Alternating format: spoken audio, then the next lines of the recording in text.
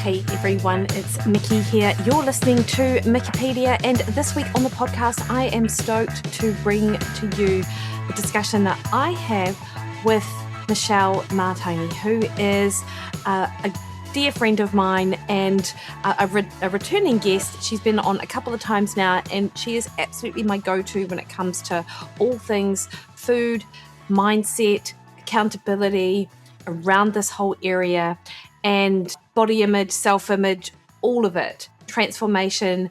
We talk about it all.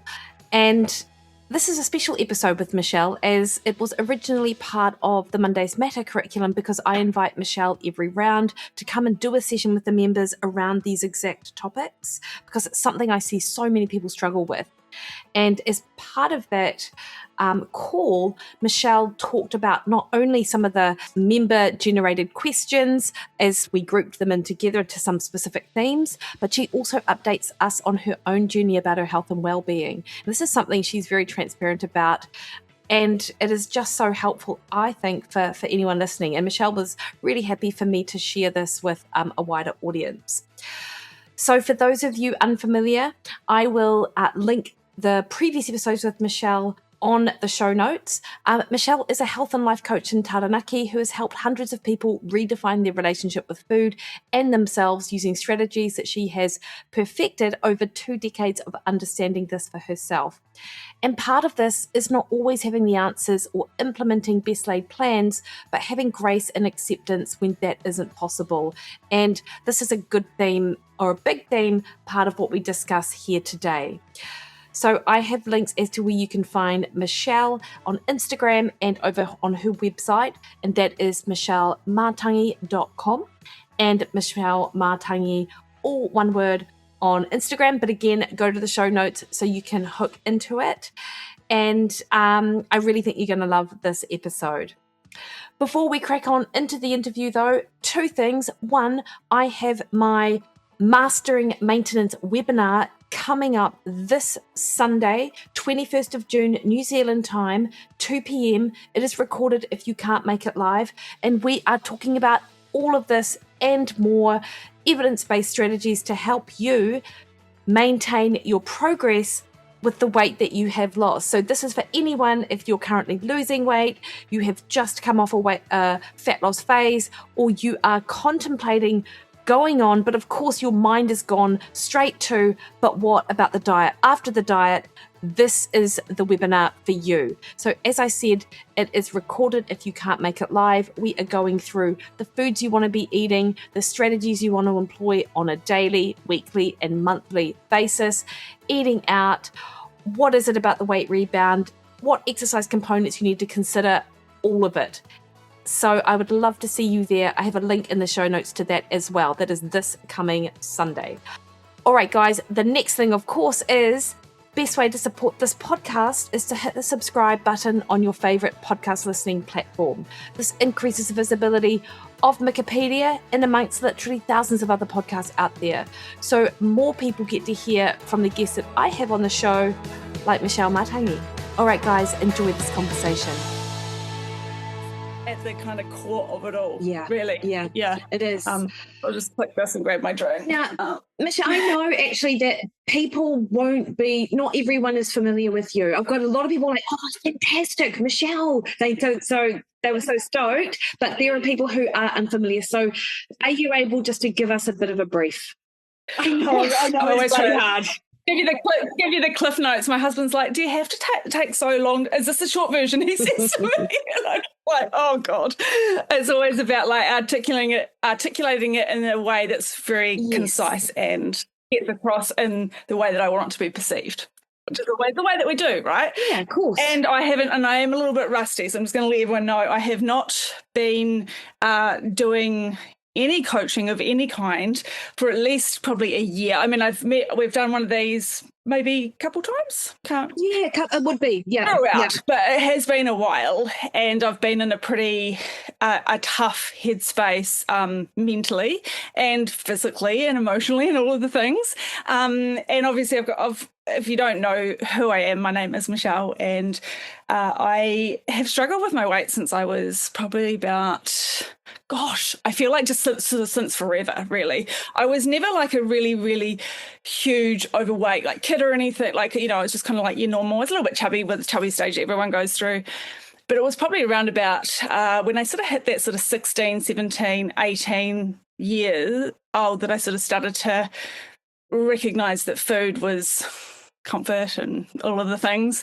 And because actually when I was a teenager, I was underweight because I got Epstein-Barr virus and I was anemic, and so I got like super, super thin, and that wasn't good either. So I've sort of gone through lots of different crazy things, and I've grown up in quite a I don't like to say traumatic because everyone has their own version of trauma. But yeah, grew up with a alcoholic father, and he was manic depression, which is now what they call bipolar, schizophrenia. So and had I was 3 when he got sick, so I was really little. And then my mum was amazing, and she was the rock. But I have 2 siblings, and like I try and describe to people that growing up in an environment like that, it is like everyone takes it's like there's no air to breathe for anyone else but the person that's sick, especially mentally like that, because it's just so disruptive.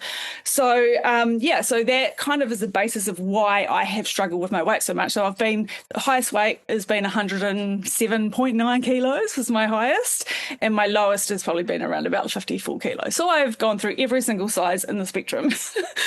And I feel like I've lost big amounts of weight 3 times over. I've done like a 30 kilo loss. I've done like a 42 kilo loss. I've done a 20 kilo loss.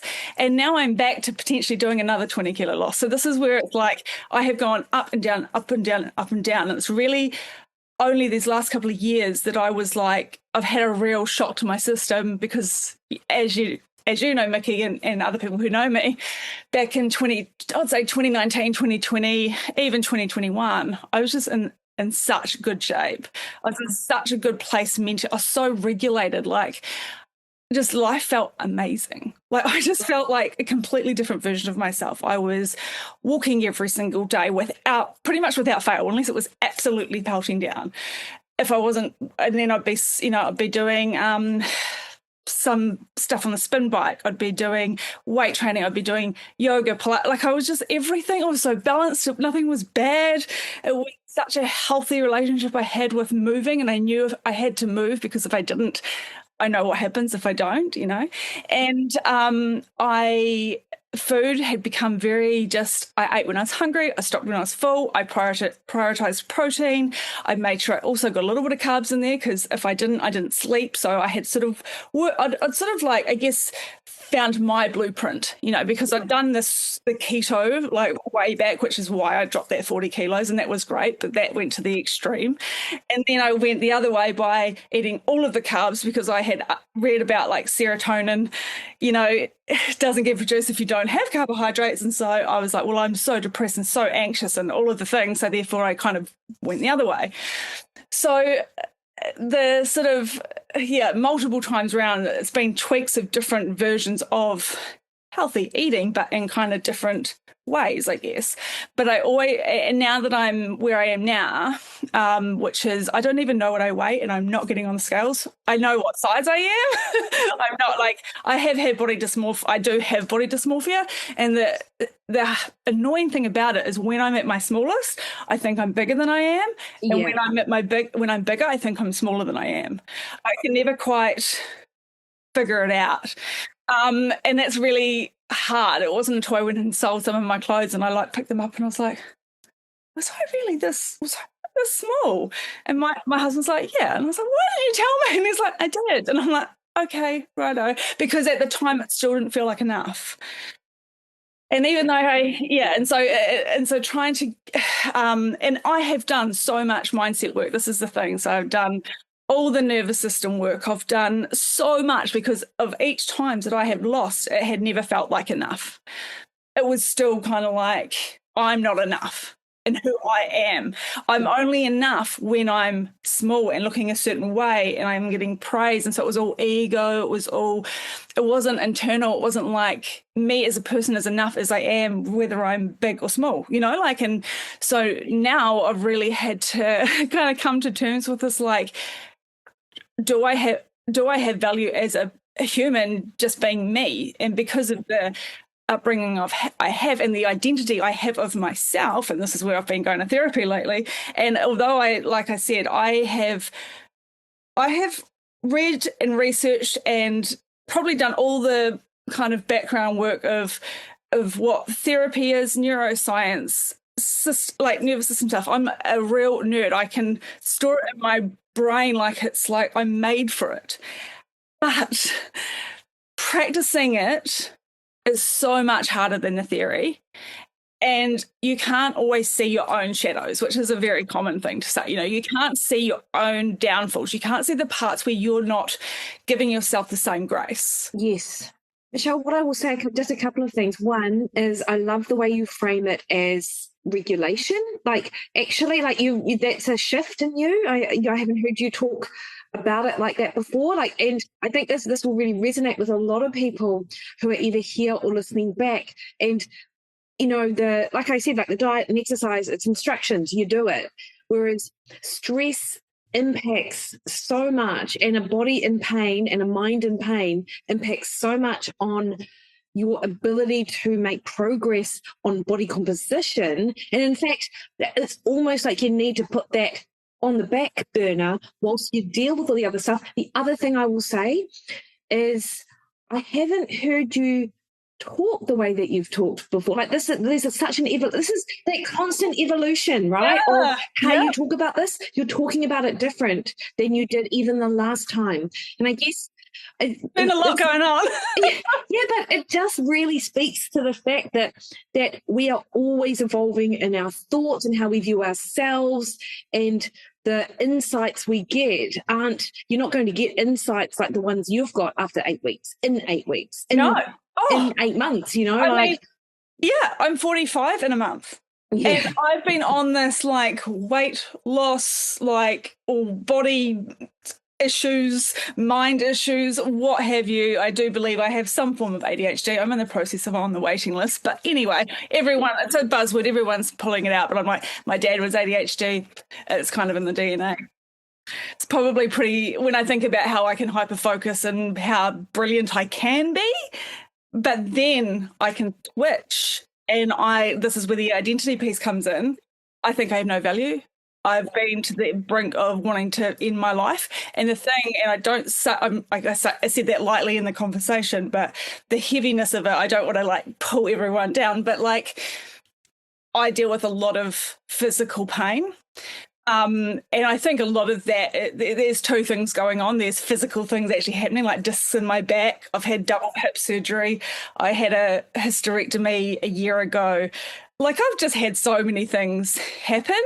But I do also believe that trauma lives in the body. Because when I was so little and all of that stuff was going on, I was 3. You can't, when you can't talk about things, your body just stores it. There's a book called The Body Keeps the Score. Probably people possibly know about it. And I'm a real believer because every time I do somatic work, there's a big release. And so, and somatic work, for people that don't know what that is, it's basically, it's your nervous system that is dysregulated and you're not feeling yourself, you don't feel good, but you have before in the past, but something has brought you back to that place where you're like, why do I feel like shit again? Why am I not feeling like I did a few years ago, or whatever it might have been? And there's been some big thing happen. So for me, my dad passed away suddenly at 69 after an accident, and we had only just resumed contact and communication with strict boundaries, I will add, but I won't go into all of that because that's on our other podcast. So if you want to know about that background, that's a big old thing. But and it was brutal because when he did pass, I was with him. I stayed at the hospital for him because his body just started shutting down after an operation, and it was sort of 24 to 48 hours, and it was just like awful. And as much as I had such a strained relationship with him, he was still my dad, and I still loved him because I'm part of him. And it's really hard. I mean, those relationships are really hard. But and so with his grief, a lot of the childhood stuff really reared its ugly head, and that started the cascade of all of the going to food and all of that sort of stuff happening. And then pretty much 3 months before that happened, my mum got diagnosed with terminal cancer. So she had breast cancer 2 years prior to that when I had my double hip surgery, and she had all the treatment and all the thing. And my mum's like a Pollyanna. She's like, cup always full. My dad was cup always empty, and I was sort of somewhere in the middle. I could go either way. And she got that diagnosis, and that was in December. Dad died in the following March. And with all of that going on, and I had just come out of, I think it was in November, I was just on the end of doing the Dr. Libby liver detox, where I had fully just stripped my diet back to just being only whole foods, no preservatives, no sugars, no gluten, like natural stuff. And I was in shape. Oh my God, I was feeling amazing. I was having no migraines. I was like, because I'm a really chronic migraine sufferer, like I'm talking daily pretty much. And they're not the migraines that I'm throwing up constantly, but I am. And like, I can't have light. I've got an ice pack on my head. I've got, blinds covered, all that. I only throw up when it gets to a certain point of pressure, but just awful. But anyway, so then when that happened, I feel like my nervous system just went into full like active crazy, like I've got to take care of mum, I've got to and my whole self-care of myself that I had worked on for the past 5 years out the window, like completely out the window. My daily walking, my daily exercise was sporadic and not prioritized. It was, my food started to become kind of okay in the morning. It would start to undo at night. There was just all the stuff was coming back, and I was like, fuck, I've worked so hard on this. What is going on? And then, of course, when my mum finally did pass away, which was 2 years ago, last couple of, when was it? 15th of April. So yeah, 2 years. And I've only just really come through having like grief counselling. So I did some grief counselling last year, and now I'm into actual like therapy for myself and, understanding my value as a person, because I have just felt like I don't deserve anything. I'm not deserving. And it's really sad when I think about it, because I'm like, I can't believe that all of the things I've done, I can get praise from everyone else, but yet I can't see it. I can give grace to other people. I can understand intelligence in other people that don't have formal educations, because I don't have a formal education. But I can't give myself that credit. And so you can see how that can, all of those things that can happen. And then, of course, hysterectomy, it's just like my body just was like, give me something safe. Yeah. And there's a classic line, which many of you have probably heard with your nervous system, and it's about your nervous system. It's basically, as humans, we would, if the nervous system doesn't feel safe, which is basically what happens when these things happen, fat loss won't feel sustainable. It'll always be pulled back. And it's basically because we would prefer to have an unfamiliar, would prefer to have a familiar hell over an unfamiliar heaven. Because that's what the nervous system knows. It knows safety. It doesn't want to go, oh, there's a place over there that's way better, but you don't know what it looks like. And even when you've done it once before, you forget. You're like, you can have evidence for it, but if it's not in the present moment and you're not doing it, you're like, can I do that again? Like, you know? Yeah, and Michelle, I feel as well like because of your experience in this field, you're a coach, and you've really given us not even cliff notes, like snippet phrases on, and Michelle mentioned a podcast. Michelle and I have done 2 to 3, I can't recall. Yeah, 3. I think we've done 3, yeah. Podcasts that really really in depth on this topic, but also on Michelle's background as well. And I hope, if anything, I mean, there's a lot of takeaways from what you've even just said. Like, I think a lot of what you've said we can resonate with, but also importantly is that, like, you're speaking, you're one of the best coaches I know in this space, and you have so much. That's amazing. And genuinely you are, and you struggle. And I think, we don't give ourselves enough grace when we struggle in this area, thinking that we need to be perfect, or you can, to your point, you can recognize in other people, but so many of the conversations I have with members of this group really are around them not giving themselves grace because they haven't nailed it and they're not where they think they need to be. And the other thing I want to normalize is weight gain after losing weight. And I know, and I'm not talking about yo-yo weight gain. This isn't what you're talking about, and this is not what I'm normalizing, but there are seasons in your life where you will gain weight, and there are other things that actually do need to be prioritized. So and as you know, like, it's hard, like, when you do this as a job, like, because I was doing it for a job, and I was, for quite, I guess I had been coaching for like 6 years, and 4 of those full-time, 2 of those part-time, while I was phasing out of my clothing alteration business. And I loved that business, but I had outgrown it in a lot of ways, and also my injury, like my hips and things physically. Like, sewing's a very physically demanding job, even though people think you sit at a sewing machine, but it's really not good on your body. And I was sort of trying to still coach when things were starting to kind of unravel, I guess you could say, for myself. And I sort of got to a point where I was like, I'm so dysregulated in myself. I don't feel like I always want to be the person that can walk the talk. I don't want to just always be like, I can tell you what to do, but I'm not doing it myself. Like, I just don't feel like that for me. And because I do the nervous system work, I talk so much about it. You can't help people when you're in a dysregulated state. It's just impossible. I truly believe that. Like, I know for myself, I know what it feels like to feel regulated, and I know how it feels to feel dysregulated.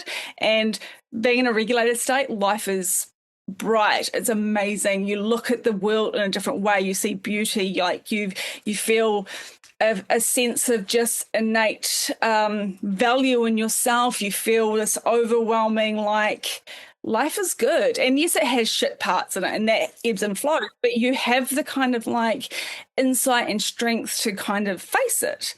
And, when I was in that space, that was because I was doing the ice baths daily.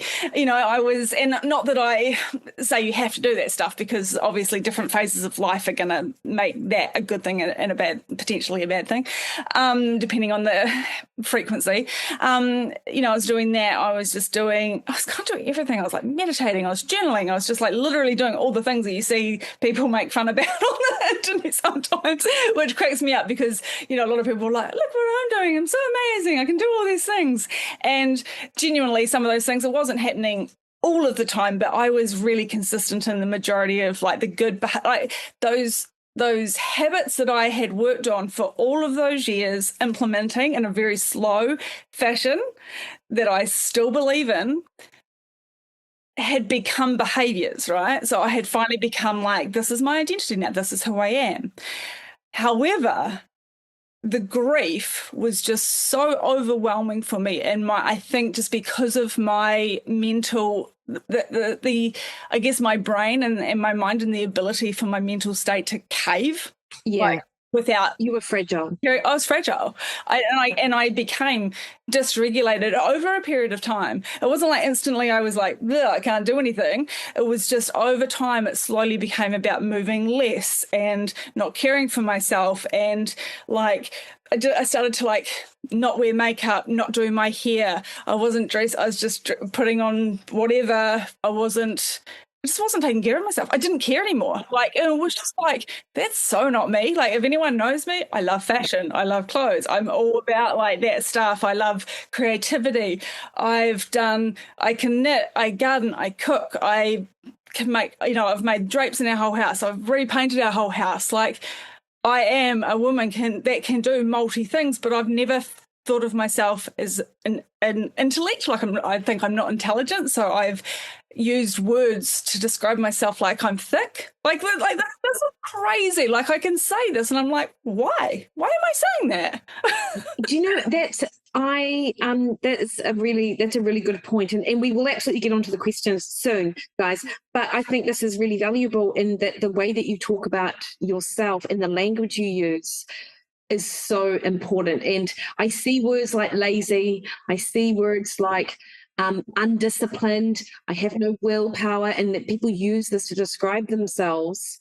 I'm stubborn, all of these ways of describing how we act, like they are fixed things, yet in absolutely other areas of your life, like that's not, you would never consider yourself or frame it that way. It's super interesting. It's only really because I've been really digging really freaking deep and going through the therapy and going through it. I'm living through the pain. I've lived through it, and I'm living through the emotional and physical pain that I've experienced, and I'm still experiencing. And it's only just recently that I feel like I'm really starting to like put the pieces together, that just because society hasn't deemed what I'm good at as successful, so therefore my mind because just my upbringing and things that were happening around me and my extended family, like education was like, if you don't have an education, like you're just nothing, you're just shit, basically. That wasn't my immediate family, that was extended family members. And so I got drilled in that, like, because I didn't finish school, and I was the rat bag, and I was the one that was different, I was the one that was off doing the stuff you shouldn't be doing. And I guess I pigeonholed myself into the place that the only attribute I had back then was that people would always say that I was so pretty or beautiful, like those sorts. They'd say like, oh, you're really, oh, you're got beautiful eye. It was all about then the physical. And so the identity became about how I showed the world what I can do in that way. It wasn't about self-expression. It now has become more like that. But like in those early years, it was like, I don't have value of just being me and the fact that I'm born, and that's really crazy. And so it's not until I've gone through this latest chapter that I've realized my self-talk and what that has really done to my internal self of how I feel about myself, because anyone else can tell me all of the beautiful things, and it's like, wow, at the time I'm like, really? Oh my God, that's amazing. I can't see it. Yeah. And it's only believe it. Yeah, and believe it. And that's the thing. Like, you do need evidence to be able to show that you can stick to something, and that's one of the things I've got in here for some of the questions. But like, even with that, sometimes your ground can get rocked with certain things, like grief and like big life event things that happen that sweep you out. And if you don't have like I said, that regulated system, it can all come crashing down like a Jenga puzzle. So if there's dysregulated here and regulated here, where are you now? Okay, so this is my, let's say, dysregulated, regulated. I would say I'm about in the middle. That's awesome. I'm nowhere near dysregulated what I have been over the last, two or so years. Well, Dad died 4 years ago. Mum died 2 years ago. So yeah, 2 to 4 years. And the last, I guess, probably the last 6 months really, but maybe even the last year has been some pretty deep. I mean, really the whole thing has, but like the last 6 months is when I've really been like, oh my God, you're getting fatter and fatter. And not that that's about of course I want to look good, but it's not just about that. I feel terrible in my body. I feel like tired. I feel heavy. Everything, it's like I'm turning 45 in a month and I'm like, I don't want to feel like this. I remember how good I used to feel. I would like jump out of bed and be excited for the day. Like now I'm like, bearing in mind, I'm dealing with some pretty serious chronic pain. And so my sleep went to absolute shit. Like I was having, and of course, because I've had the hysterectomy, so we've got like going in perimenopause, sleep's been like 3 hours a night sometimes. So that drive, if you don't sleep, that drives your appetite. And then the more that you eat of stuff that maybe isn't a good choice, just drives it even more. And you get the hungry horrors, as we know what that's like, and it just continues the cycle. And it's just like my clothes are just getting bigger and bigger. And I just went through all of my entire wardrobe and stored it all away just to get it out, just to give myself just like the mental space to be like, I'm coming for you, but you're not here right now, and I just need to wear some clothes that fit me now. Yes, but you don't need to be you don't need to be faced every single day. No, it's that too shirt much. That doesn't fit. Totally. Yeah, because it just becomes the thing that I obsess over, and then I want to do it quickly, and then that's not a good place for me mentally. Then I think it's all about that, and I'm like, and then I want to hide away. I want to isolate. I don't want to see anyone because I have shame around it. I don't, and it's really awful, and it's not a very. Those things don't help me live in a good state to get the results that I want. And so it's a real like self-fulfilling prophecy, really. It really is. Yeah, so you can see how the mind is such an important piece of fat loss. Absolutely. That was a really long-winded way of saying. No, that was like value, Michelle, is what I would say that was. That was value. So then, if we're thinking about identity with that first question, so I'll read it out. How important is identity in fat loss? And of course, if you feel, with anything like with your sort of preamble, if you like, if it's been covered, just skip over what has been covered. Yeah, of course. As in shifting from someone trying to diet to someone who takes care of their body. Like that's a real identity shift, isn't it? It's a huge identity shift. And I think people really struggle with it, myself included. And so that's why I'm, because I think people who've dealt with childhood, I know childhood trauma just gets thrown around so much, but it really does have such a massive impact on who you become as an adult, and it can't not, I guess. And I think sometimes, maybe we, all the cards are lined up in the right way and things are great. And then other times it all falls apart and you're like, what? But the whole time you were making decisions, but you just kind of didn't maybe realize that you were doing it. So I've got some notes here because I'm a bit rusty. No, I love notes. Notes are great. I could throw it out and try and scramble my way through, but we've already taken up a lot of time by doing that. So notes are the best. So I've got some notes here. So the most important thing I've got, like, fat loss doesn't stick until it becomes part of who you are, not just something you're trying to fix. Yeah. Right. And so like until the identity is that I see myself as a person who is just someone that eats well and moves more and it's second nature, I get up, I go and do that thing. I don't even think about the idea of just that takeaways are a regular option. It's just like you food prep like normal people, like people that care about themselves do, I'm the classic type B, if you haven't figured out. Type B personality. So am I. I always wanted to be type A, but oh yeah, I'm married to a type A. My sister's a type A, but I'm growing through type B.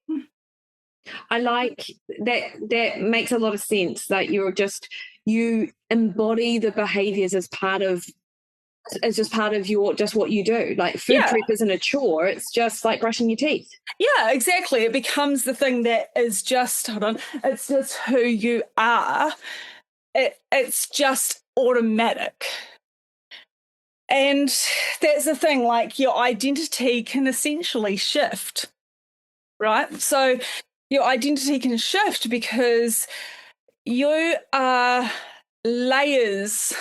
You're built up of layers of experience.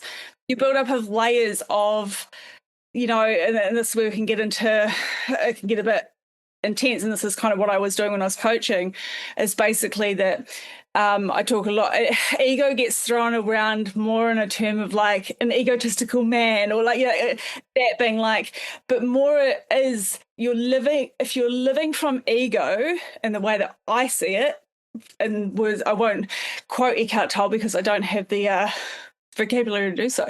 But I will say that I'm a big believer of that sort of Buddhism kind of like thing, that basically when you're in ego, you're in alignment with your personality. You're in alignment with your identity. You are doing the things that bring you the greatest joy. You're not living as a person who thinks they should be doing something. You're doing what brings you the greatest joy, what makes you feel in flow, right? And like, so for me, if I look back on those years when I was just in such a good place, mentally, physically, emotionally, spiritually, everything, I was, like I said, what I was doing, but like in my day, there was sewing going on, there was painting, there was gardening, there was like a lot of really creative expression.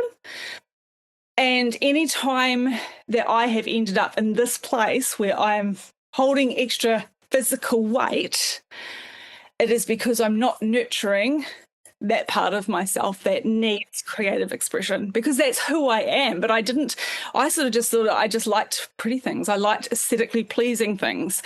I liked, and that's not until I sort of started to realize, and even just had a massive epiphany, even just yesterday. And this is what I mean, like things can just boom, click in your mind, and you're like, oh my God. That thing I shared with that guy talking about sewing, I don't know if you saw it, I don't know if you watched it or anything, but if anyone had seen it, and the guy basically talks about how sewing is basically like magic. It's like basically you're thinking in reverse, because you're thinking about the product you want to create and how are you going to get to that product. Now, I left school at 15, so I didn't even pass school C. I passed English only because I wrote poems. Everything else failed. And my schooling was just in the toilet because it was the environment at home we won't go into. But school was just not something I much cared about. I was doing things I shouldn't have been doing. And so I remember in sewing class, I'd go in sewing class and I wouldn't follow the pattern. And I got sent to detention multiple times because she's like, you got to follow a pattern. And I'm like, it doesn't make sense to me. Like, it does not make sense to me. I need to think about it in a different way. And so I learned over the years to figure out sewing by myself through trial and error, through looking at it and going, that doesn't work, I better undo that. How can I make that work better? And the same thing happened with playing the piano. I never learned that formally, but I used to listen to my sister and I'd play by ear. But I never saw any of that as talent. I just thought that's just how I learned stuff. I looked at it and thought, oh, do I just copy that? In my mind, I thought it was just copying, but really it was just seeing how something was done and my brain was interpreting it in my way and saying that is actually really creative and it's complex problem solving. So I am a problem solver, but I never really thought of myself as that. I just thought of myself as, I don't know, just a bit, I think for years, a bit flaky, a bit like airy, a bit all over, a bit too creative, a bit too kind of, so I remember doing jobs younger when I worked as a PA. When I worked as a PA doing paperwork and printing out things and stuck in an office, that's when I got the biggest weight possible because I had zero creativity in my life. Now, and when I lost my job, it was the 2008 crash, I got made redundant. And at the time, it was just absolutely like, oh, my God, someone doesn't want me. Oh, my God, I'm so useless. Like all of the, internal. So anyway, I had got myself, I was in a state, I was having panic attacks all the time. I was just so unwell mentally and physically. And I was struggling with so many things, but we won't go too into detail. But it wasn't until I was like, what can I do? What can I do to make money? I can't, I've got no, I've got no qualifications. I've got nothing, all I can do is this and this. And, it wasn't of like, I can go and work as the careers that people often spend their lives building. I didn't have that. I've done 20 jobs in my life, lots of different things of all kinds of work. And so anyway, my husband said to me, well, we were living on his wage and we had $5 left over a week when I was first doing my sewing business. And he was earning relatively good money for that time, but it was still, we didn't own a house. It was all that sort of stuff. It was really hard. And he goes, why don't you start sewing? You're amazing. You make these dresses and we go to weddings and people are like, oh my God, where'd you get your dress from? And it was obvious I could sew. And it was obvious that I was good at it. So that's when I started doing alterations, repairs, fly dropping, built my business from scratch, slowly bought a machine each time, slowly raised my prices. And I had that clothing alteration business for 12 and a half years. And at the end, I would call myself, I don't like to use the word professional, but I was. But I was self-taught. I hadn't gone and done an apprenticeship. I hadn't gone and done that stuff. I hadn't learned formally. I hadn't learned to pattern make, all of that stuff. But I knew it. I knew how to do it, but I didn't have the formal language, or I couldn't say to someone, well, I'm a tailor, even though I could do it. So is it like what I'm hearing, Michelle, from an identity perspective then, is it that was built over time, so it's not going to happen immediately? No.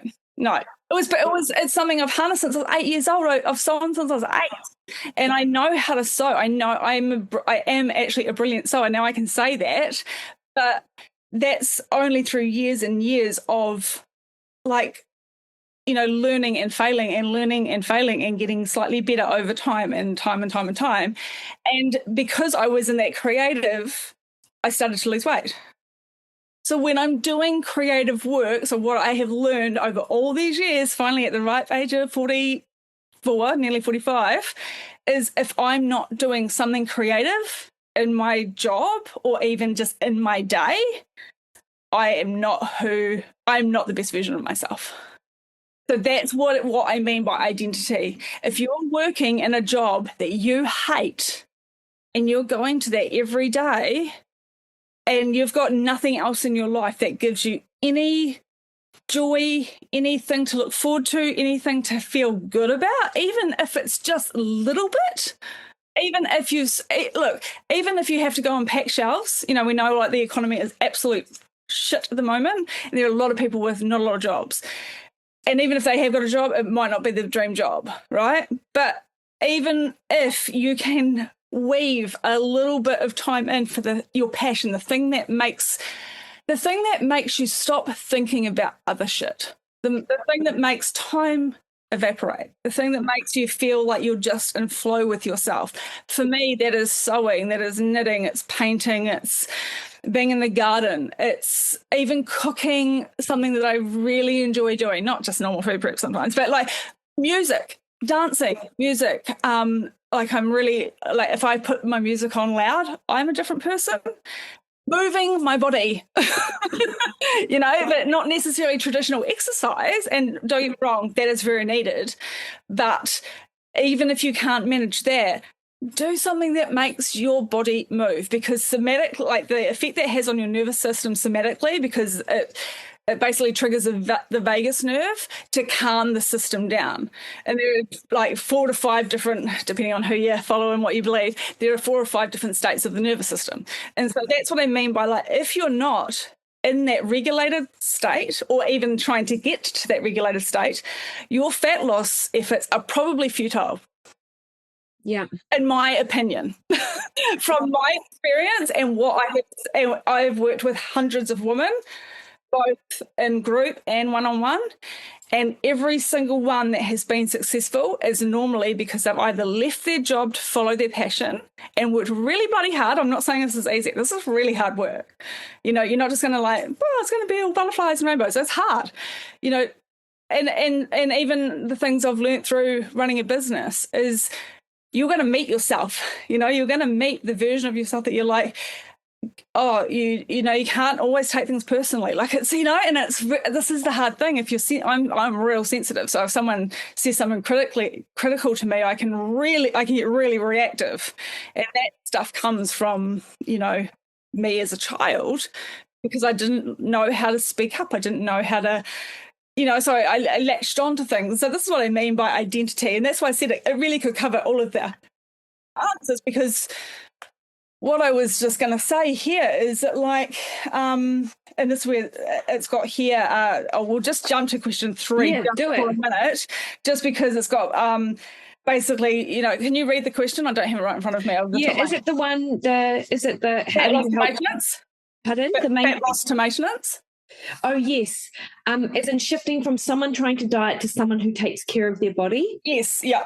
So when you value yourself, you take care of what you value. Yeah. Right. So if you have worked really, really hard to buy a beautiful house, car, I don't know, piece of thing, if you have children, you value them more than you value yourself. You're probably going to make them a really good dinner, and you're going to make yourself toast if you're really tired, because if there's no self-value is what I mean. But you value your children more than you value yourself. You may value something that's, if maybe you have, I came from no money, like we were super poor. So I have come from, and so has my husband, we've both come from like that sort of, when I mean, I would say I said now we're sitting in like middle class, but like maybe slightly middle, still probably middle class in New Zealand. But like we came from lower to slightly middle, I guess you could call ebbing and flowing. And so, we grew up with lots of money stories and things around all of that. And, that part is really about if you see money as that you're only valuable if you have money, and if you have these nice things, then you're going to value your car, your house, all of those things way more than you'll value yourself. So you'll take care of your car if you're someone that values the car, and you're like, this car is like everything to me, and I'm going to like really take care of it, or your heart, or whatever it might be. If you're not valuing yourself will get left to be like, yourself will get the crumbs basically, and the other stuff that you value the most will get your best work. So Michelle, then what does that look like in practice? I think that's the key, right? Because one thing to know it or to hear it, but how do you do it? So I'm just going to read this so I can just see what she's writing, just so I can. Thanks, Michelle. Can relate to so much of what you spoke about. I am working at not listening to my inner critic every day. It takes a lot of courage and self-reflection to talk about these things. Absolutely, Jackie, 100%. It is tough. It is really tough. So I've got some notes here. So when you think about fat loss, you got to think about, it's an intervention, really. It's an intervention. You've got to get into your life, and you've got to think of it of a place of, this is something that I'm doing to get this weight off. I've got to really focus. And I guess it can sometimes be a bit of an amount of pressure. Sometimes it can be a good thing. It depends on your personality, I guess. It's taking a high level of importance, right? So this is like, okay, I've got to kind of get from when you're in that state of fat loss, you're in the intervention. When you go to maintenance, it's the lifestyle integration.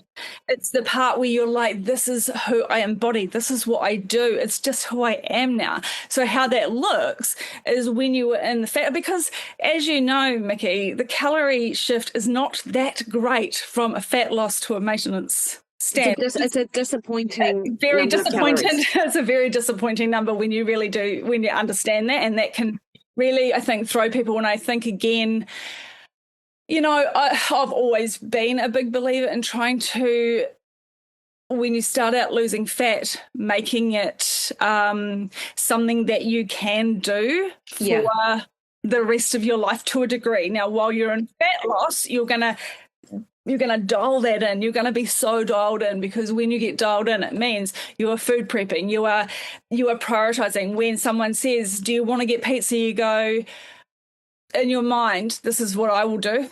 I'll go, I know what pizza tastes like. I know how I'm going to feel afterwards. I don't want that. I've got a goal I'm trying to get to, because I don't feel good where I am right now in my body. Not just about other people, it's about how you feel. I'm going to have the dinner that I've already got. And I know that can be really hard and social. It doesn't mean that you can never ever have pizza while you're losing weight, because I certainly did. You know, every time I've lost weight, apart from probably when I was doing really strict keto, because I was so dialed in for that entire year. I got 42 kilos off in a year. That was way back when keto, primal, paleo was beginning. You remember, because you had a blog and I had a blog, and that's how we met. And you know, I even went on TV for it. You know, it was just because back then it was so not known to do something like that. And I think as well, you speak to that, that I like the way that you framed it as in, okay, how is this going to play out? Like, so often when we're in the moment, we're in that real sort of recency, like you want to be in the present, but not if all you're thinking about is, wow, that pizza's going to taste amazing. Exactly. But I think I like the way that you frame that, as in, how, I actually really know what pizza tastes like. And this is why I know it tastes amazing. I can smell it. I know it smells amazing, but how's it going to make me feel? And, another question that came in after I sent you those questions was about how to overcome the mindset of FOMO, because her daughter baked all these yummy baked goods. Of course. But to your point, how to resist that smell and not eat it, like I think playing through the scenario. Yeah, 100%. Is it actually like what is worth it? Is it worth it to you? Yeah, because sometimes it might be. Yeah, exactly. So that's the thing. Are you in Italy for the first time? Yeah. And you're going to go and have pizza? Eat the pizza, because you're never going to experience that again. It might be a once-in-a-lifetime opportunity. Eat it. You can lose weight later. Like, you know what I mean? So sometimes, and that's what I sort of talked about in the beginning, is sometimes we have different priorities in different seasons of our life. And if you're going to go on holiday, it's probably not an ideal time to focus on fat loss. That is probably the time to just focus on trying to be in maintenance, just to eat well, because you can dial it back in. I guess that's the thing that maybe people don't, if you haven't got the skill, because it does require skill to a level. You're building skills. When you are losing weight through your fat loss era, you are building skills. You're building discipline. You're building the understanding of how your body feels when you eat certain things. And like, if you can tap into how you actually feel when you have that mind-body connection, a lot of people don't, and it depends on, again, this comes back to nervous system, because if you're sort of floating away and you're kind of not living in the present, you're constantly living in the future, and you're thinking about everyone else, not, I don't know, you're just not in that good place. You don't really know your hunger signals properly. You don't know when you feel full. Like, I discovered, it took me years. I used to listen to people say, if you take 20 minutes to eat your dinner, you'll be full by the time and you'll eat less. My fullness signal, it's broken. And it takes a full hour for me to even have that feeling of like, oh yeah, no, I'm good. I've actually had enough. And so what would happen is I would overeat at my meal, because I would be like, I'm still hungry. And then it wasn't until afterwards I'd be like, why have I eaten so many calories? It's like I just couldn't quite get it. Yeah. And that's, I think that's good utility for something like a GLP-1, like a semaglutide. That's where that comes in. That's where that would absolutely be helpful. Because that's when you've got again, not in the nervous system state, but dysregulation of your hormonal system in the way that your fullness cues in your brain and your gut work. And that is like, they're only just scratching the surface really on that. And it's amazing what, but those things do come with a side effect, but they are worth it for a lot of people. What I've heard actually is quite a good sort of in the moment, because someone actually asked about what to do in the moment. So the next question was, if you're in control during the day but unravel at night or in social situations, what's actually going on from a mindset perspective? And we don't need to cover that's a huge question. We already sort of know. Maybe we can cover it, of course. I can give you a quick liner if you want. And then what's the one practical way to interrupt that pattern in the moment? I will just throw out something which I have heard which can be useful. This will be context dependent. You won't always be able to do this. But you mentioned the nervous system, vagus nerve. something like temperature can actually shift that state, and like an ice cube on your throat, for example, like you might not do this at a party, No. but you might, it's probably avenues to do it, but Yeah. actually having a physical sensation of that cold will shift your nervous from that I really want, that craving to the calm that is required to sort of make different decisions. 100%. So obviously there are massive layers, because it all starts with breakfast, as we know. If you don't have protein for breakfast, you're kind of screwed at night. Well, that's my belief. If I don't have protein for breakfast, see you later at nighttime. I'm a different person in the morning to night if I'm 100%. But I've written here, night unraveling is basically you're not falling off at night. Your system is just done. Like you're done. And you go looking for quick relief. Your body, it's not you, it's your mind, but it's also your body. Like you're done. You're so exhausted. If you're like someone that is just so busy and you're just tapped out, and you come to nighttime, and food is often used as if you have used food as especially if you've used food as comfort, you will just go looking for relief, because what food does do, it does give you the dopamine hit. Unfortunately, it doesn't last long, but it does give it to you. So you get that relief and like, oh God, that feels good. It's just like that. That's what we want. We're like creatures of comfort. We're creatures of finding something to make us feel better, because life is tough. Let's face it, it's tough in a lot of different ways. Not everyone has it as tough as everyone else, but everyone has something to deal with. Everybody, anyone I've come across, there is always something to deal with. Some people do it tougher, some people don't. We know that, but we're not getting into logistics about that. But just understanding that your nervous system controls your entire body. And if you're so tapped out from the day and you're not doing things for yourself, you're not taking care of yourself, you're not having the good breakfast, you're not making the good choices through the day, your nighttime is screwed. It is screwed. And me personally, I can't sleep when I'm hungry. And what ends up happening, if I am someone who doesn't eat during the day, especially with this perimenopause stage, I went through a real stage of just feeling really nauseous all the time. Mm-hmm. No, not sleeping 3 hours a night, no matter what, even if I ate. It just wasn't that, because my hormones are shifting, everything's changing. And I would not eat in the day because I just felt so shit, and I just felt nauseous from the beginning. And because I'm in pain a lot in the night, like with my back and my legs, I just couldn't get comfortable. I was a wreck. I was just a wreck.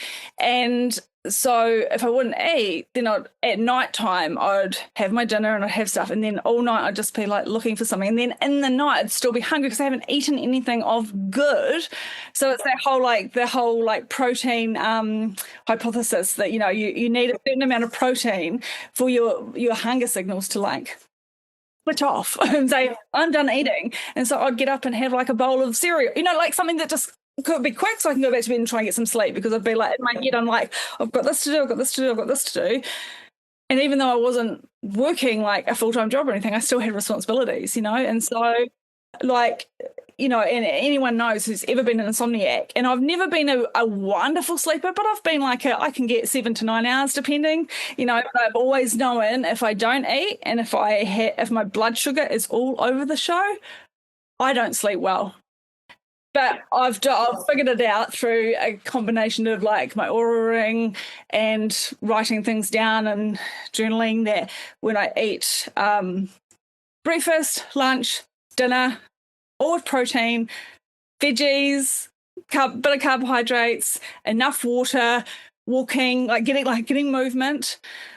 I sleep. It works. Yeah. Surprise! And not eating sugar in isolation. That's the biggest. You can still have, to me, I can still have something sweet, but it needs to be with my meal. If I have it in isolation, see you later. Yeah, I see that with a lot. And then from a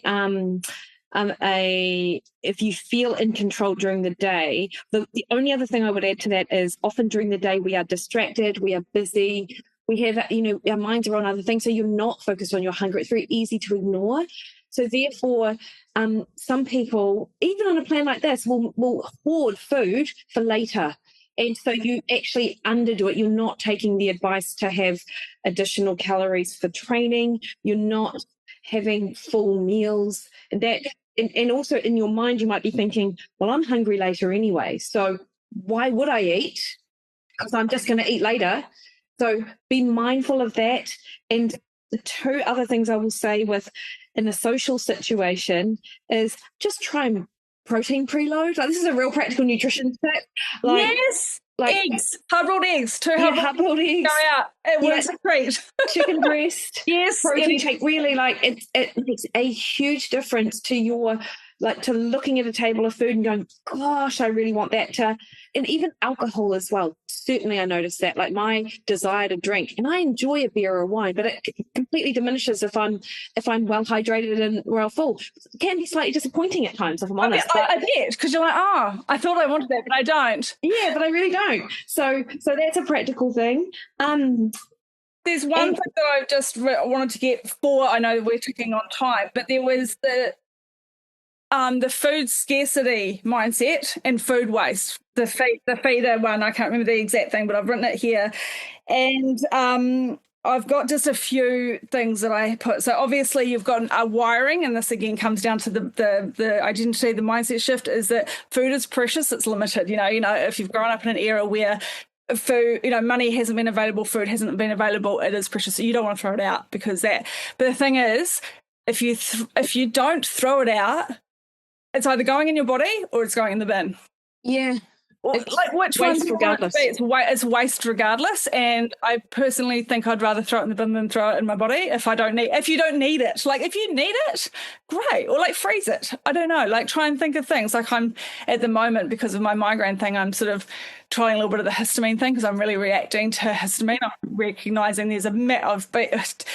We won't get into the details, but I'm recognizing histamine is actually quite a big contributor to my migraines. And so I have to freeze stuff like immediately pretty much, and my food has to be so fresh. And when I'm doing that, it makes a big difference. So freeze things. If you've got leftovers, and then the food is love thing, you cooking for other people, you can still do that. But you don't need to always engage in it. You got to learn that. You got to train yourself, and that's what I mean. It's a skill that you build over time. You can't just expect to be a absolute great person at weight loss when you're just beginning, or even if you're doing it for the fifth time. Like it's going to take a bit to get your head in the game, because it is about getting your head in the game. Like your mindset has to get to the place where you're like, I am ready to take this on. And that's why I now am finally in the head place to take it on. I was not in that place a year ago, not even 6 months ago. I remember at Christmas time, I was like, I don't fit any of my clothes. I'm not even going swimming. And I still gained weight since then.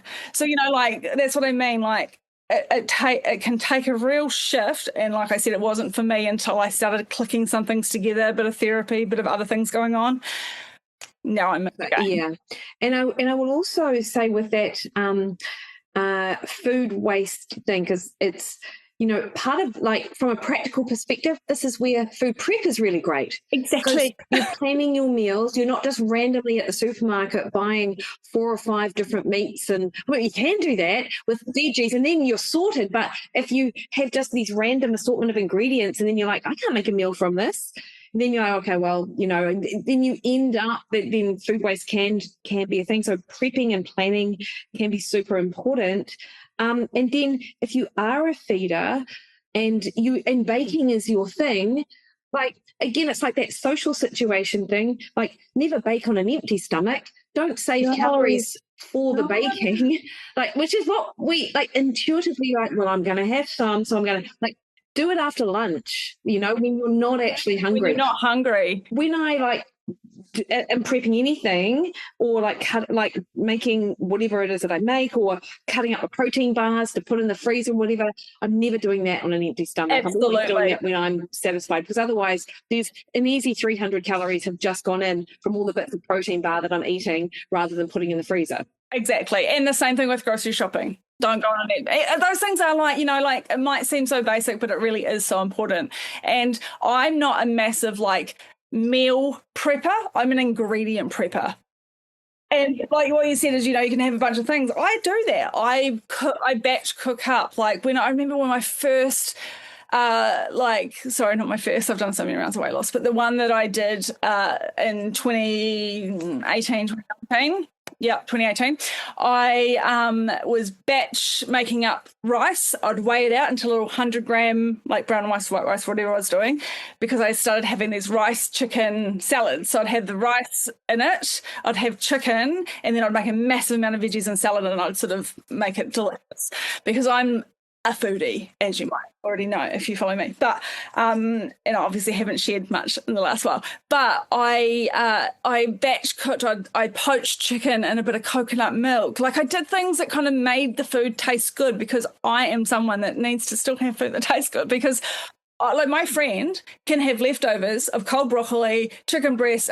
Honestly, I think I'd throw up if I ate that. I just cannot eat like that. It has to be yummy. So I have to food prep in terms of, I make aioli, I make chimichurri sauce, I make like a shred cabbage up for coleslaw, carrots, beetroot. You can buy a lot of that stuff now, but I'm still your old fashioned. I like it how I like it. But get your fresh greens, have your protein already cooked and in the freezer or vacuum sealed in the fridge. However, just have it sort of portioned off and ready so that you can, in a pinch, like I used to be able to chuck a salad together in 5 minutes. And I'd have this beautiful looking salad. People are like, how do you make it look so good? It's like, because I've prepped it all. It's all ready to go. It takes me literally 5 minutes to put together. Yeah. And I think this is the other thing because one of the last question is around cravings, etc. Like sometimes I'll read the question.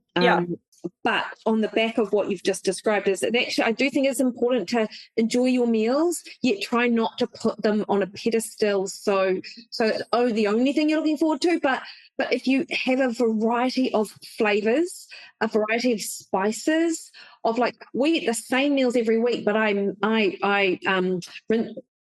change up the spices and stuff like that. And I think like if you're enjoying your meals, you'll be less likely to head to something because there's real science behind that whole palate fatigue, and your taste buds get bored. And so if you are eating, yes, I could eat chicken breast and broccoli actually with salt. Yeah, I couldn't do that every day of the week because I would be searching for something else. So I could eat it hot and fresh, but if you give me leftover like tough chicken breast and cooked broccoli, I would probably throw it at you because I could not eat. I'd rather just not eat, or I'd just have a protein shake, or I'd just scramble some eggs. Like I just could not do that. But that's my palate. Like I'm very specific at how I like things to taste. I need crunch as well. Like that's why I often I'll toast sunflower seeds, chuck them in my salad. But I think that's a good point as well. Actually, is that know your tastes.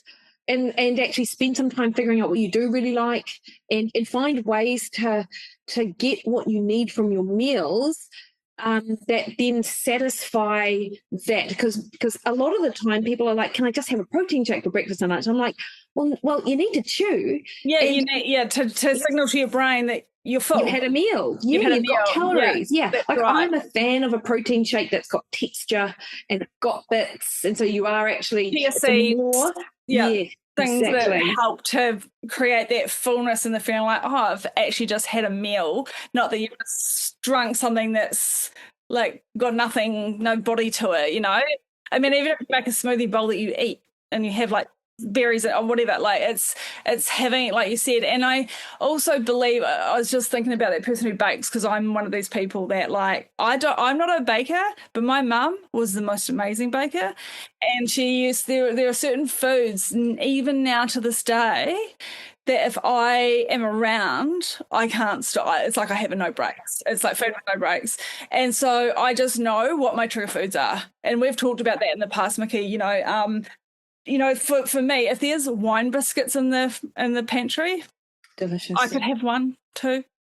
If there's chocolate crispy biscuits in the pantry, I can't stop. Really? Don't know why. Just a combination of the crunch, the chocolate, if I had the chocolate fudge that Mum used to make, which is the crushed up wine biscuits with all the chocolate and the sugar and the delicious, can't stop.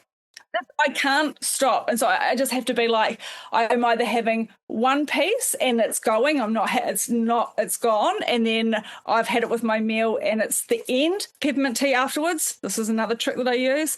Peppermint tea, brush your teeth, probably the same thing. But I like the ritual of making my peppermint tea after I've had my meal.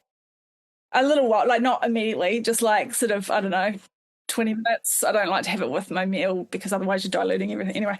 But having a peppermint tea, it just signals to your brain this is the end of the meal. Kitchen is closed.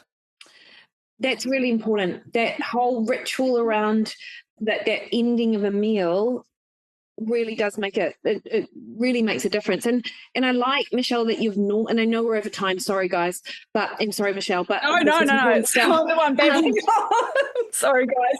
But I think that normalizing actually what you've just said about trigger foods, it's okay to have foods that you don't think you can stop, or you literally know you can't stop. And I see on social media all the time people talk about moderation, that you should be able to enjoy all the foods. And look, best case scenario, you can reach this point where that happens, but it might not happen. That's okay. There's nothing wrong with you if that's the case. And there might be different points in your life when that is easier to resist, and other times when you can't, and again, we know willpower is finite. You can't rely on it. You have to form discipline, systems, things that like, it gives you a place of, you're setting your standards high. This is the standard I set for myself. And again, that comes back to value, identity, all of the things I've talked about. If you don't have that standard set for yourself, well, why would you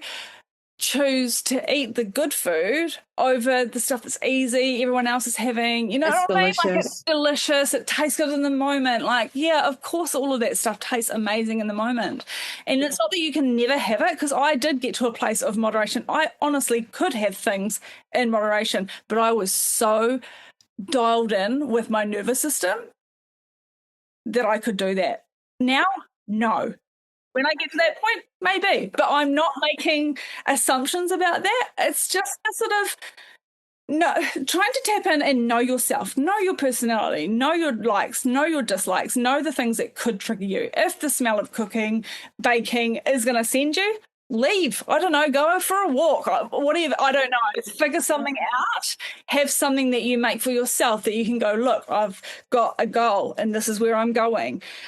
Yeah, what I really like is, this may or may not be helpful because I understand the FOMO, is that, spend some time writing a list of all the foods that you love, and then go through that list and look at which ones trigger your appetite and which ones actually help buffer it, because you can still have the things that you love. You might surprise yourself with what's on the list. So instead of feeling that deprivation of, I can never eat a potato chip, you could be like, oh, but I do really like this other thing, and so it's figuring that stuff out, I think, can be really helpful. Absolutely. And that's the thing, like for me, again, potato chips, real, like chips and dip, oh, no. But if there's some corn chips, I used to do this thing sometimes with my salad. After my salad, I'd have like 5 corn chips.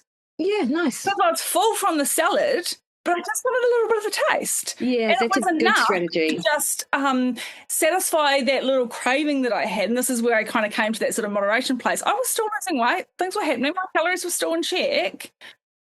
But and at that point, I wasn't even really counting calories. I'd just become so good at it that I knew how it felt in my body. It was, to me, 80% full when I'm at the point where I know that that's enough. Like, I know I've had enough.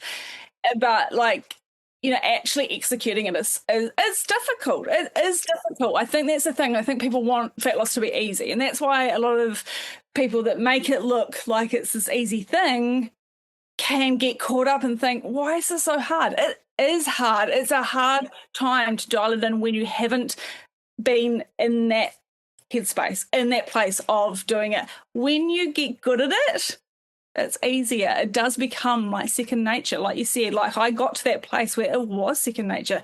It unraveled through a long period of time from a lot of things. Yes, and let's just normalise that it can unravel over a short period of time for something else that you would never have expected to tip you over the edge. And I think this is where it is it's unsatisfying to say, but you're right, it is hard work, but people are, you're worth the work. And then also maintenance itself is still work. That's it. And so I actually, for some people, and I did this with some of my like clients that would come to me, you know, they obviously did want to lose weight, but they knew that they had to get their mind right. And I said, I just want you to practice maintenance. Just live in maintenance for a while. Just maintain your weight. Like, because a lot of people are sort of up and down, up and down, up and down. And it's like, that's the yo-yo, you know, like they're really, when I mean up and down, I mean up and down within the weeks all the time, you know, like sort of like binging, restricting, binging, restricting, that sort of thing. And that's like just, it's a hell. It's a living hell in that space. And it's like, learn to just be in maintenance. Like you said, write the list. What feels good? What tastes good? What do you like? What are your things that are going to be good for your palate? Like, I know I could make a meal, you know, when like fresh tuna is in at my local fish place, which I'm very lucky, it's literally around the corner. We have the best food in New Zealand. We are so lucky, the food we have. And I know things are expensive. I know that that's coming from a place of privilege, but there are things. I used to use canned tuna in my salads with a delicious mayo and some fresh coriander and some curry. And, you know, like, it's just getting creative. And this is where I need to do my cookbook that I've talked about for 15 years. But anyway, that's a whole other thing. But it is making, if you're someone that needs some textures and tastes and flavors, you need to get a bit creative. And that's kind of what I made my focus, because I was like, I need to learn how to eat like this forever. I can't just live on broccoli and chicken and rice and a protein shake for the rest of my life. That will just do me in. Yeah, 100%. I'd rather be fat. I know that sounds terrible, but and not everyone's like that. But I do love food, and you can still love food. And I mean, if you go back to my part, you'll see the food that I used to make and eat. Even Mike would be like, "You have so much. Your plate is massive," but I was tiny. Yeah. It was full of volume. Yeah, it's how I roll, as everyone here knows, and you probably do. Yeah. Yeah. Anyway, we could go on forever, but Michelle, is there anything in your notes that you haven't covered that you feel is important from that mindset, from that shift in identity? Anything else practical? Anything that you're like, actually, like that's that last thing I just want to say. So I don't know. Has anyone heard about the floor, not the ceiling? Have you heard about that? I think that's a very good place to sort of close us out, actually. Yeah. Okay. So I'm going to read off this because I've just got do it. I love it. So most people try to control nights with a ceiling, right? So I won't eat after dinner. I'll be perfect tonight. I'll have no snacks. So that's fragile. The second you're tired, emotional, or slightly off, it collapses. Right? A floor is the opposite. It's the minimum standard you'll meet no matter what kind of day you've had. Not perfect, not restrictive, just grounding and protective. So that, again, and what that kind of looks like is that you'll create, so instead of don't snack, you create something you like. Create something that you like. I'll always have a proper satisfying evening option. So your floor might be a planned snack or dessert that includes protein and something enjoyable. A moment of pause before eating is like, don't underestimate that. A defined close to the kitchen, which we've already talked about. And why this works, and this is coming from a nervous system angle, is that at night your system is obviously more depleted, more emotional, less tolerant of restriction. So when you rely on willpower, it feels like pressure. When you have a floor, it feels like safety. So these are just the notes that I had down. And safety reduces the urge to rebel, overcompensate, and get it all now. Yeah, nice. Right. So hopefully that can give you just, I don't know, like something just to sort of think about. And even I've sort of got it here. You know, basically, yeah, most people will set ceilings at night, rules they'll hope to stick to. I get them to set, this is what I've written in my head, I get them to set a floor instead, a minimum standard that supports that even when they're tired or emotional, it removes the all or nothing mentality swing and creates consistency. That was my little piece that I had written out. I love that, Michelle. Look, thank you so much for your time like this. Like, I always value our conversations because they are so intellectual, but they're more than that. They're practical, they're helpful, they come from a place of empathy and experience, and I love that you do actually embody everything that you talk about. You don't see it, but you embody it, and so I think that's like, and I really value that. Thank you. It does take a lot for me. I need you to stay on, Michelle, because I need to talk to you after our call. But one thing that I need to just say to everyone else who has managed to stay on, amazing, Thank you, is that I'm sending an email out tomorrow with next steps, because I know that's something that I was going to discuss on here today. They're in total detail tomorrow, but it is basically it's a membership, a Mondays Matter membership, which I've had running for 8 months now. There are details on that, just with how that is structured, and it's a good follow-on option for sure. And I've also got a small coaching container, and that's a sort of a limited, it's an 8-week program. It's not a meal plan per se. It's much more of an intensive experience with me, whereas we're doing a lot of the stuff that Michelle and I have talked about. We have little mini trainings of that in my in that container. So that's Mondays to Mastery. That's what that's called. But you guys are getting an email about all of that tomorrow in the Monday email.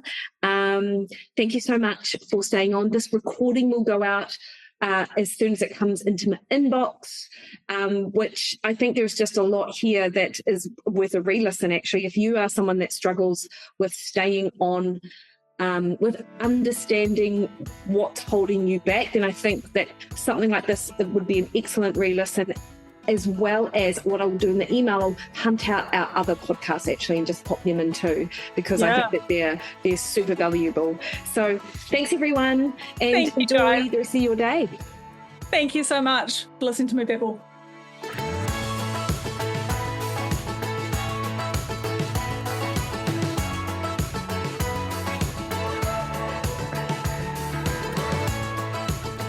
Alrighty, hopefully you enjoyed that. I love talking to Michelle, and absolutely reach out to her on social media if you feel like anything of what she said resonates with you. And of course, if the broader conversation around weight maintenance came up for you, then absolutely head to the link in the show notes to my Mastering Maintenance webinar this Sunday. Next week on the podcast, I speak to Hannah McCabe all about sex differences in exercise. I think you're going to love this. Until then, though, you can catch me over on Instagram, Threads, and X at Mikki Williden, Facebook at Mikki Williden Nutrition, or head to my website, mikkywilliden.com, and click on the banner that says join this webinar and come join me on Sunday. All right, guys, you have a best week. See you later.